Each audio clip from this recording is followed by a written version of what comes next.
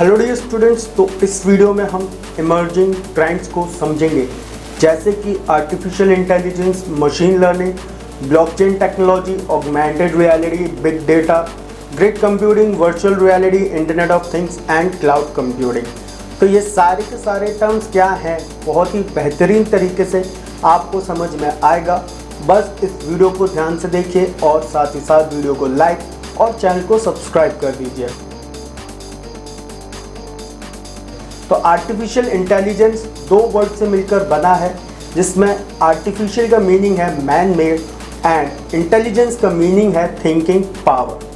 तो ह्यूमंस की स्किल्स जैसे कि लर्निंग, रीजनिंग, प्रॉब्लम्स को सॉल्व करना, ये सारी क्वालिटीज़ एक आर्टिफिशियली इंटेलिजेंट मशीन को डेवलप करने का बेसिस है। तो आर्टिफिशियल इंटेलिजेंस को शॉर्ट में AI भी बोलते हैं। सो AI के फादर जॉन मैककार्थी थे। जॉन मैककार्थी का कहना था कि इंटेलिजेंट मशीन्स को डेवलप करने की इंजीनियरिंग को आर्टिफिशियल इंटेलिजेंस कहते हैं। तो अब हम समझ लेते हैं कि आर्टिफिशियल इंटेलिजेंस के गोल्स क्या क्या हैं। तो आर्टिफिशियल इंटेलिजेंस की स्टडी का गोल है ऐसी मशीन्स या सिस्टम्स को डेवलप करना जो ह्यूमंस की तरह इंटेलिजेंट हो, लर्न कर सकती हो, यूज़र्स को एडवाइस कर सकती हो, यानी कि ऐसे सिस्टम्स बनाना जो ह्यूमंस की तरह सोच सकते हो। तो आर्टिफिशियल इंटेलिजेंस की एप्लीकेशंस क्या क्या हैं, मतलब किस किस तरह हम इसको यूज़ कर सकते हैं। जैसे कि हम आर्टिफिशियल इंटेलिजेंस को गेमिंग में, लैंग्वेज प्रोसेसिंग में, speech recognition, handwriting recognition, intelligent robots को बनाना, सेल्फ ड्राइविंग कार्स को डेवलप करने में कर सकते हैं।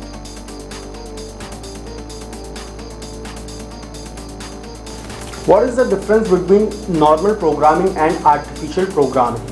तो रेगुलर या नॉर्मल प्रोग्रामिंग में इनपुट डेटा में लिमिटेशंस होती हैं, जैसे कि हम कीबोर्ड, माउस या कोई एक्सटर्नल डेटा फाइल ओपन करके हम इनपुट प्रोवाइड करते हैं, जैसे कि फाइल हैंडलिंग पाइथन में सीखा था।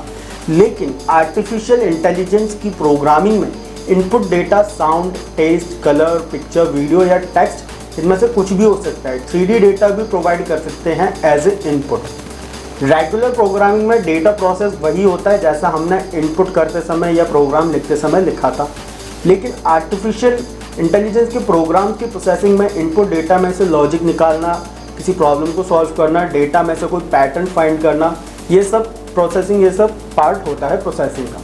तो एग्जाम्पल समझो, जैसे डेटा प्रोवाइड करा है कि इंडिया की किसी स्टेट के लोगों की फेवरेट आइसक्रीम ब्रांड्स का, ठीक है। तो आर्टिफिशियल इंटेलिजेंस के प्रोग्राम के जरिए हम डेटा में से पैटर्न या ट्रेंड्स निकाल सकते हैं, किस एज के लोग कौन सा ब्रांड पसंद करते हैं या किस एरिया में कौन सा ब्रांड ज़्यादा सेल होता है। क्लियर? तो ये तो था प्रोसेसिंग। अब रेगुलर प्रोग्रामिंग का आउटपुट टेक्स्ट की फॉर्म में होता है, पर AI का जो आउटपुट होता है वो वॉइस, मोशन, टेक्स्ट, ठीक है, जैसा हमने इनपुट प्रोवाइड करा था वैसा आउटपुट होता है।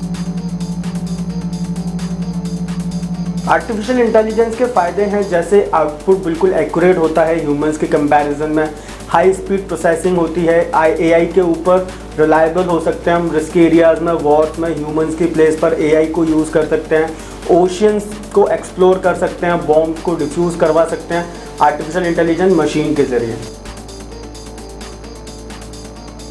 What is machine learning? Machine learning AI का ही पार्ट होता है, आर्टिफिशियल इंटेलिजेंस का ही पार्ट होता है। तो ऐसे एल्गोरिदम्स या प्रोग्राम्स को अप्लाई करना है किसी मशीन पर, जिससे कि वो मशीन बिना किसी एक्सटर्नल पर्सन की हेल्प के अपने वर्क में इम्प्रूवमेंट कर सके।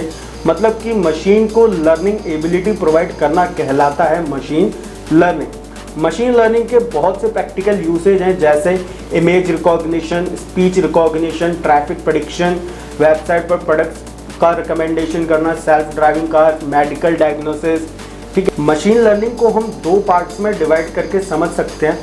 फर्स्ट है सुपरवाइज लर्निंग, जिसमें क्लासिफिकेशन या रिग्रेशन जैसी टेक्निक्स आती हैं। ओके, तो क्लासिफिकेशन के अकॉर्डिंग ऐसी मशीन्स या सिस्टम्स को डेवलप करना जो कि डेटा को पार्ट्स में डिवीजन करके प्रेडिक्शन करते हो, जैसे कि ये पता लगाना कि कोई ईमेल जेन्युइन है या नहीं है, या फिर कोई बॉल वाइट बॉल है या नो बॉल है या नॉर्मल बॉल है, इस तरीके से। नेक्स्ट है रिग्रेशन। तो रिग्रेशन ऐसी टेक्निक है जिसमें कंटिन्यूस डेटा इनपुट होता है तो उसके ऊपर रिस्पॉन्स देना, जैसे कि चेंज इन टेम्परेचर। तो फर्स्ट था सुपरवाइज लर्निंग, जिसमें क्लासिफिकेशन एंड रिग्रेशन समझा हमने। सेकंड है अनसुपरवाइज लर्निंग, जिसमें क्लस्टरिंग जैसी टेक्निक्स आती हैं। तो क्लस्टरिंग टेक्निक की हेल्प से हम डेटा में हिडन पैटर्न्स पता कर सकते हैं, ठीक है। डेटा को अलग अलग ग्रुप्स में डिवाइड कर सकते हैं। Market analysis the object recognition जैसे फील्ड्स में ये अप्लाई होता है।